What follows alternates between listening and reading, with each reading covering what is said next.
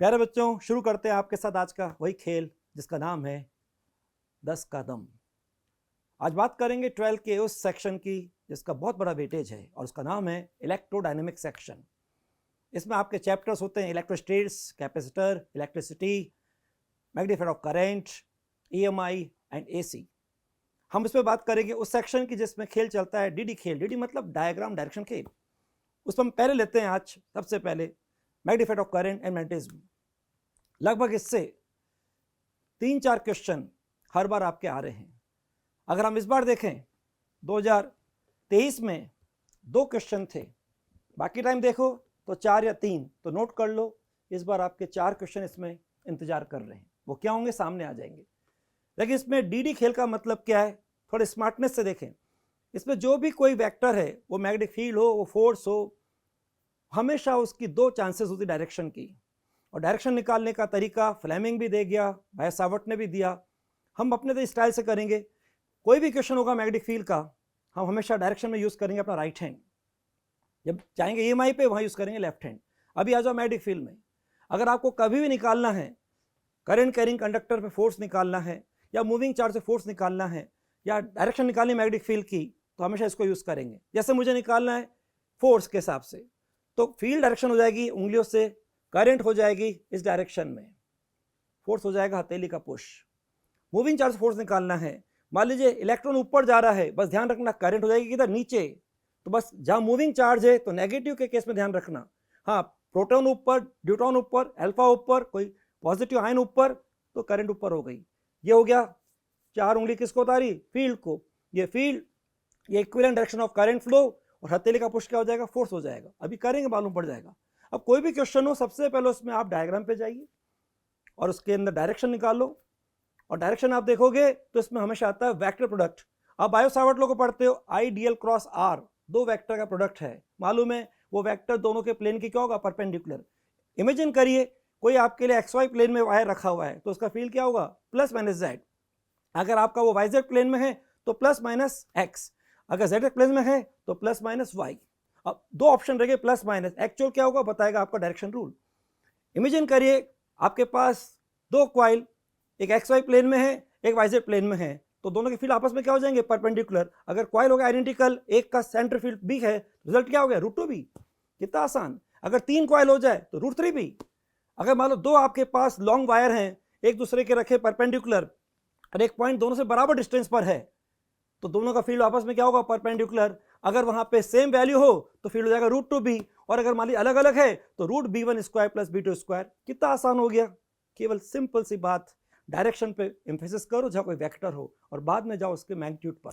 तो अभी हम फर्स्ट सेक्शन ले रहे हैं इसका पार्ट 1, जिसमें कवर करेंगे बायो सावर्ट लॉ को, एम्पियर सर्कुलर लॉ को, उसके बाद लेंगे force on moving charge in magnetic field, no doubt uniform magnetic field में, और एक force on current in conductor in uniform magnetic field.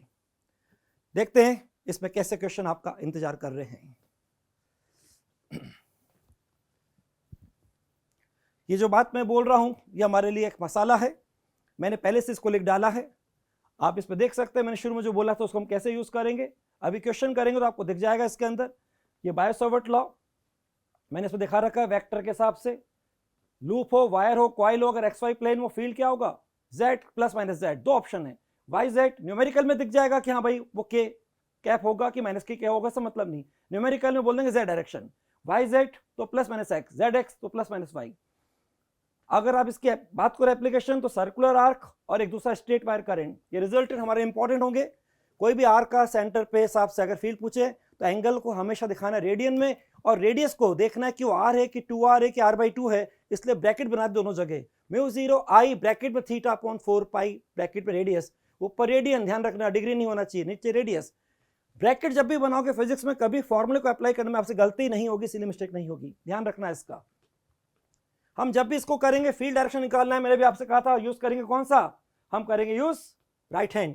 यहां रखा करंट के हिसाब से, थंब अंदर की ओर, इसका मतलब करंट जा रहा है, थंब को इंडिकेट कर रहा है करंट के हिसाब से, फिंगर्स किधर जा रही है, अंदर, फील्ड क्या हो गया, अंदर। ये मान लो कॉइल है, इसके एक्सेस पे फील्ड फॉर्मूला आपको मालूम है, इन पे भी क्वेश्चन कई बार आए हैं। इसमें आपके लिए B0/Bx, B0 मैक्सिमम वैल्यू होती है सेंटर पर, एक्सेस पर Bx, YZ इसका प्लेन मान लो, यहाँ पे फिर बोल रहा हूँ, हो सकता है रेडियस यहाँ पे 3r लिख दें, ये डिस्टेंस 4r लिख दें, तो आपको ब्रैकेट के अंदर x का स्क्वायर देखना क्या लिखा है, 3r तो 3r का स्क्वायर, 4r तो 4r का स्क्वायर। रेडियस में ये r है तो r, ये पूरा r है तो r/2 हो जाएगा। ये अगर आपके लिए 3r है तो 3r/2 हो जाएगा, तो स्क्वायर करेंगे, कभी गलती नहीं आएगी। अगेन एग्जांपल दे दिया कि ब्रैकेट की इंपॉर्टेंस क्या होती है, इसीलिए मिस्टेक एनकाउंटर नहीं होती है। कभी आपको bx को, जो कि एक्सेस पे फील्ड है, b0 का सर्टेन वैल्यू दे दें तो आप ऐसे निकाल सकते हैं। अभी इसको यूज करेंगे। स्ट्रेट वायर दो वैरायटी ज्यादा काम आती है, infinite long μ0I upon 2π distance, ऊपर करें नीचे डिस्टेंस, ध्यान रखना, ट्रिक से क्वेश्चन करेंगे बाद में। और इधर आपका सेमी इनफाइनाइट स्पेशल केस, इस पॉइंट पर μ0I अपॉन 4π या 2π या 4π डिस्टेंस, फिर ब्रैकेट दिखा रहा हूं ताकि गलती ना हो। हमेशा ध्यान रखना, ऊपर करें डिस्टेंस, ऊपर करें नीचे डिस्टेंस। ऐसे आपका दूसरा सेक्शन एमपी सर्कुलर लॉ, इसमें आपका ये मालूम है बेसिक फार्मूला क्या होता है। यहाँ पे जब भी हम इसको करते हैं, कोई भी क्वेश्चन है आ जाए, एनक्लोज करंट निकालें और बाद में राइट हैंड से जाट के लेफ्ट हैंड पे आ जाओ, बी मिल जाएगा। दो रिजल्ट आपके स्टैंडर्ड हैं, सिलेंड्रिकल वायर सॉलिड और एक हॉलो। इनसाइड या field less than R, outside field more than R, proportional to R, 1/r outside. यहाँ पे इनसाइड 0 और बाहर प्रोपोर्शनल टू 1/r। क्वेश्चन को ध्यान से पढ़ना, क्या पूछा उसका जवाब देना। ग्राफ दोनों दिख रहे हैं, कोई दिक्कत नहीं। दो फील्ड आपके लिए यूनिफॉर्म, सोलोनाइड और टोराइड। अगर इनफाइनाइट लॉन्ग है तो सोलोनाइड का हर जगह फील्ड सेम होता है, मीडियम मांग के चल रहे हैं कोई मैग्नेटिक मटेरियल के हिसाब से, तो μ0 μr ni। और टोराइड के हिसाब से फील्ड न्यूमेरिकली हर जगह सेम होता है, लेकिन डायरेक्शन होती है सर्कुलर, इसलिए हम उसको बोलेंगे no doubt as a vector, वो कांस्टेंट नहीं है, यूनिफॉर्म नहीं है, लेकिन न्यूमेरिकल हर जगह इसकी वैल्यू सेम रहती है। यहाँ पे n है number of turns per metre, ध्यान रखना, देंगे आपको सेंटीमीटर में, आपको कन्वर्ट करना होगा मीटर में। ऐसे यहाँ पे rm है मीन रेडियस, अगर आपको अलग से दें तो मीन रेडियस, और अगर सीधे दे दें तो r लिख देना। कोई भी क्वेश्चन कर सकते हो। ये सेक्शन आपका हो गया मैग्नेटिक फील्ड वाला। दूसरा सेक्शन होता है मूविंग चार्ज का। इसमें अगर हम दोनों को अलग अलग बोल रहे हैं तो ये हमारा अलग अलग फोर्स दिख रहा है। यहाँ पर अगर फील्ड है, मूविंग चार्ज होगा तो ही फोर्स लगेगा। फील्ड है, मूविंग चार्ज हो सकता है फोर्स लगने लगे, लेकिन ये आपका है सर्टेन फील्ड, इसलिए ग्रीन से दिखाया है। इलेक्ट्रिक फील्ड है, चार्ज है, फोर्स हमेशा लगेगा। दोनों को मिला दे, नेट फोर्स कहता, नेट फोर्स कहलाएगा लॉरेंज फोर्स। लेकिन अगर हम यहाँ पे ई और बी के कॉम्बिनेशन की बात करें तो कई क्वेश्चन बन जाते हैं, जो डिपेंड करता है कि भाई यहाँ पर क्या प्रेजेंट है क्या नहीं। लेकिन ये पक्की बात है, इन दोनों को हम नेचर में बोलें तो बी हो गया आपका अनसर्टेन फील्ड और ई हो गया आपका सर्टेन फील्ड। ये है चार्ज है, फोर्स लगेगा। ये है चार्ज है या मोशन में है, क्या मालूम, फोर्स लग भी सकता है, नहीं भी लग सकता। आगे देखेंगे। इसमें जो अपन केस की बात करें, अगर बी और बी आपस में परपेंडिकुलर है तो सर्कुलर के हिसाब से ये रिजल्ट आपके स्टैंडर्ड है। आर के हिसाब से यहाँ पे आर स्पीड, स्पीड को जब चाहे कन्वर्ट कर लो मोमेंटम में, जब चाहो कन्वर्ट कर लो काइनेटिक एनर्जी में, और जब चाहो कर लो इसको एक्साइटिंग वोल्टेज में। और डिफरेंट फॉर्म आ जाते हैं, हर जगह बी बाहर का सेम मान लो, एम पार्टिकल का वही है। तो अगर आपसे बोले, और अगर एम अलग अलग है तो फिर अपन बोलेंगे अलग अलग, जैसे पी डी अल्फा है, तीनों आपका पॉजिटिव पार्टिकल, तो आर इस केस में एम अपॉन क्यू के प्रोपोर्शनल। इस केस में अगर पी सेम है तो 1/क्यू के प्रोपोर्शनल। इस केस में अगर ई के सेम है तो ऊपर रूट एम और नीचे क्यू, तो proportional root M upon Q. इस केस में ऊपर एक क्यू है नीचे एक क्यू है, ऊपर से अंडर रूट नीचे आ जाएगा तो ये हो जाएगा रूट एम अपॉन क्यू। ये आपके स्टैंडर्ड क्वेश्चंस हैं जिनको आप फटाफट रेशियो से कर सकते हैं। दूसरा केस, जब वी और बी के बीच में एंगल हो तो पाथ कैसा, हेलिकल पाथ। दोनों केस में टाइम पीरियड सेम होता है। बस इतनी सी बात है। यहाँ पे एक एक्स्ट्रा चीज और है कि पिच v cos थीटा, जो कि मैग्नेटिक फील्ड डायरेक्शन में component velocity into time period t, कहीं पूछा जाए आराम से कर सकते हैं। इसमें एक बात कर सकता हूं, किसी भी एंगल पर ये अगर मान लीजिए किसी मैग्नेटिक फील्ड में एंटर करें या फील्ड डायरेक्शन के परपेंडिकुलर है, किसी एंगल पे करे, तो भी ये आपका यहाँ पे भी टी वो आ रहा है, यहाँ भी टी वो आ रहा है, इसका मतलब टाइम पीरियड थीटा से फ्री होता है। और एक लास्ट इसमें आर्टिकल है Fm equal to I L cross B. No doubt यहाँ भी वेक्टर प्रोडक्ट है, यहाँ भी हमारा डायरेक्शन रूल के हिसाब से राइट हैंड रूल यूज होगा। फिलहाल हम इसमें जब भी कोई अलग तरह का क्वेश्चन देखेंगे, हमें बस मुस्कुराते देखना इनिशियल क्या है फाइनल क्या है, और बस इनिशियल से फाइनल को जोड़ के बोलेंगे इफेक्टिव लेंथ ये है, और बाहर है B I by, good by करें, by into this effective length is equal to force. अब इसी के एक एप्लीकेशन है जो आप जानते हो, अगर दो वायर अगर डिस्टेंस पर रखे हैं तो उनके बीच का यूनिट लेंथ के साथ फोर्स क्या होता है और किसी लेंथ पे फोर्स क्या होता है। देखते हैं इस सेक्शन में कितना कवर करते हैं। फिलहाल ये हल्का सा मैंने आपको रिकैप कराया, फास्ट रिकैप कराया एक रिवीजन के हिसाब से, लेकिन अब आप देखोगे ये चीज जो आपके पास है, ये मसाला आपके पास है, जैसे ही मैं इसको सेशन के कवर करूंगा ये आपका हमेशा हो जाएगा। तो आपका एक बहुत फास्ट रिवीजन कराएगा इस सेक्शन का। अब देखते हैं क्वेश्चन हमारे कैसे हैं और इसकी हेल्प से फटाफट कैसे करते हैं, चुटकी बजा के क्वेश्चन कैसे होते हैं, जरा देखिएगा। Ratio of magnetic field at the centre of current carrying coil, radius 4r, distance 3r, that is bx। पहले b0 बाद में bx, खटाक से मन में 1 प्लस एक्स स्क्वायर की पावर, एक्स स्क्वायर करोगे 3r का स्क्वायर, r स्क्वायर हट जाएगा, 4 का स्क्वायर 16 की पावर 3/2, 25/16 की पावर 3/2। पहले स्क्वायर रूट करो, 5 का क्यूब 125, 4 का क्यूब 64। नेक्स्ट, थोड़ी स्पीड तेज रहेगी अब क्योंकि मसाला तैयार किया भाई। Uniform electric field and uniform magnetic field are acting along the same direction,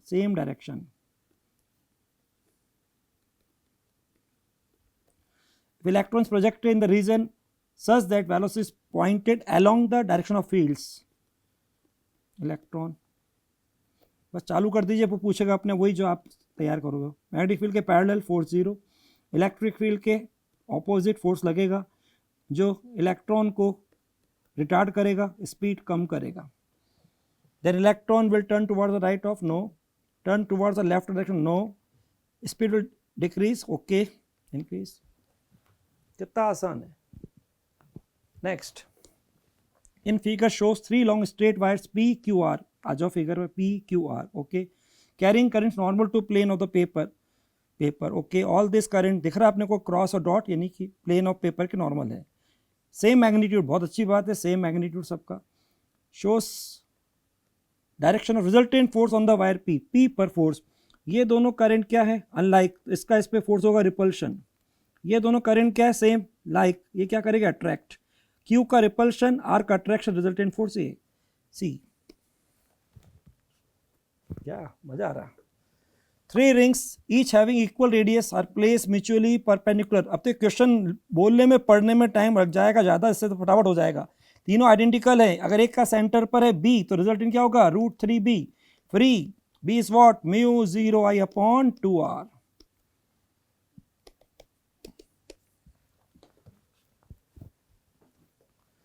The equation of line on which magnetic field is 0 due to system of 2 perpendicular infinite long current carrying straight wires. Straight wires दोनों infinite long है, मन में आ गया, μ0I/2π distance, ऊपर current नीचे distance, point माना जहाँ पे फील्ड 0, सपोज x और y के हिसाब से कोई पॉइंट P है, ये डिस्टेंस पैरेलल टू x, ये पैरेलल टू y, यानी कि 3i की डिस्टेंस x है और i की डिस्टेंस y है। मुझे मालूम है कैंसिल होगा, इसका मतलब ऊपर करंट डिस्टेंस के साथ 3i/x is equal to i/y। बात समझ में आ रही है, थोड़ा फास्ट चल रहे हैं। x is equal to 3y हो गया, वो एक लोकस हो गया जहां पे मैग्नेटिक फील्ड इस सिस्टम के कारण क्या होगा, 0। 2 identical long conducting wires AOB COD are placed right angle to each other. इस चैप्टर में खासियत क्या बच्चों, जब भी क्वेश्चन बनाए जाते हैं बस आपने देखा आपस में परपेंडिकुलर, मन में हल्का सा आ जाओ कि स्क्वायर अंडर रूट होने वाला है, यानी कि छतरी आने वाली, बस छतरी के नीचे आ जाओ। 2 वायर्स I1 I2 अलग अलग, इसका मतलब I1 square plus I2 square form में आना चाहिए। मैं क्यों आगे पढ़ूं, क्यों करूं, इतना अपन ने मसाला तैयार कर लिया भाई। वो डिस्टेंस जो भी होगी दिख जाएगी, 4 ऑप्शन में से अपन को आंसर टिक करना चाहिए। कोई पूछेगा बाहर बता देंगे, समझा देंगे।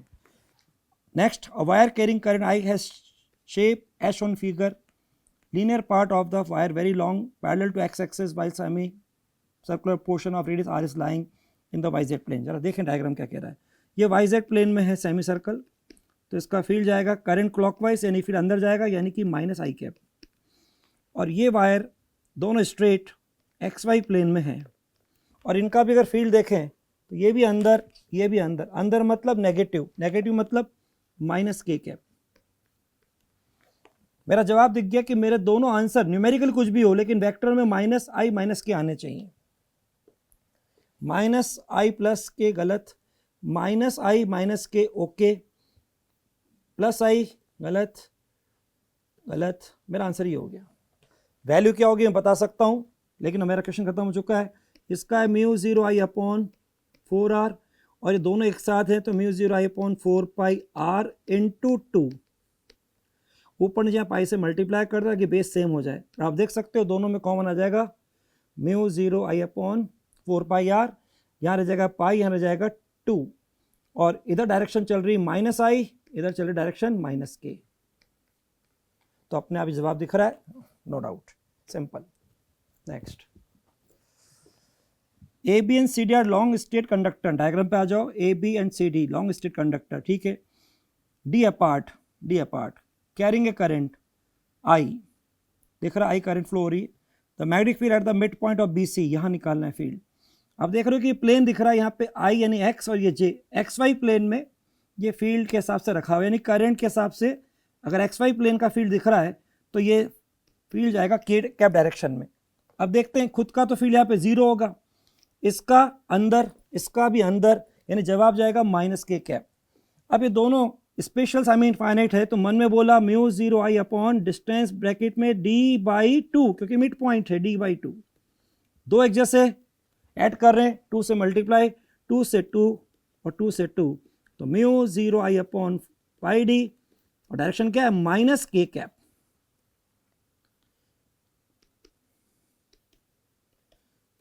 जल्दबाजी में कभी जल्दी ना करें, क्योंकि ऑप्शन चेक करें, देखने में एक जैसे लगते हैं, इसे ढंग से चेक करके टिक करें, पूरी मेहनत पे पानी फिर जाएगा वरना। नेक्स्ट, अ प्रोटॉन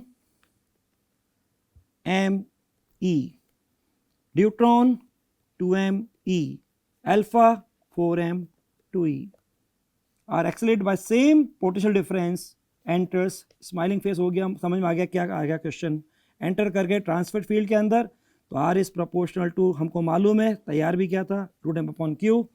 और इसको अगर हम रेशो में करें, प्रोटॉन में ऊपर एम ई के हिसाब से 1/1, ऊपर 2, नीचे 1, और इसमें 4/2, एम ई तो कैंसिल हो नहीं सकते रेशो में, यानी √1, √2, √2। फर्स्ट,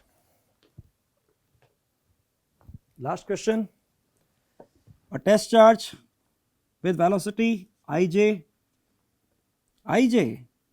दोनों v और v पैरेलल, फोर्स पूछेगा क्या, मैग्नेटिक फोर्स, नल वेक्टर, क्योंकि दोनों पैरेलल हो गए, ये केवल हाथी के दांत हैं, दिखाने के, काटने के नहीं। 0। कितनी आसानी से ही हमारे 10 क्वेश्चन खत्म हो गए, समय मालूम नहीं पड़ा, सेकंड्स में क्वेश्चन हो रहे हैं, मसाला से तैयार किया था। तो बच्चों, यहाँ हमारा कंक्लूजन है, डीडी खेल के अंदर जब भी कोई क्वेश्चन हो, हमेशा पहले डायग्राम पे बोले जाने के लिए तो भी जाओ, और आपको दिखा डायग्राम बना तो वहाँ चले जाओ, चीज़ आसान हो जाएगी।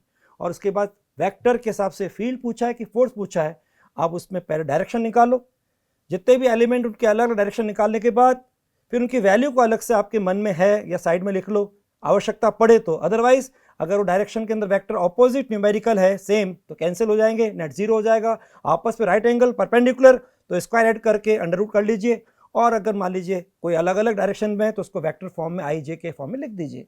कितना आसान है ये डीडी खेल। तो आज यहाँ बात ख़त्म करते हैं अपने खेल का, जिसका नाम है 10 का कदम। जाते जाते आज का गुरु मंत्र बच्चों, आपके लिए पढ़ाई से ज़्यादा आपका स्वास्थ्य इंपॉर्टेंट है। गर्मी हल्की दस्तक दे रही है, तो इस समय आपको रात के खाने का ध्यान रखना है। भरपेट खाना खाए, डकार ली, धिक्कार कर रहे हो अपने को, वो शरीर आपको अंदर से गालियाँ देगा। रात का खाना बीमारी लाता है, इसलिए मैं बोलूँगा आज का कमिटमेंट होना चाहिए, आज से आगे के सफ़र में जब तक एग्ज़ाम नहीं हो जाए, रात का खाना हल्का भिखारी की तरह, दिन का खाना लंच एक किंग की तरह, राजा की तरह, रानी की तरह, और सुबह का नाश्ता एक प्रिंस प्रिंसेस की तरह, एक राजकुमार की तरह, राजकुमारी की तरह। यूँ कह दो, have a breakfast like a Prince princess, have a lunch like a king और क्वीन, और have a dinner like a bagger, this is better. और यही नेचर का साइकिल है। और साइकिल नेचर का जो इसका अगर फॉलो करोगे, सिस्टम फॉलो करोगे, इसके रूल को, जहाँ कायदे में रहोगे, फ़ायदे में रहोगे। All the best.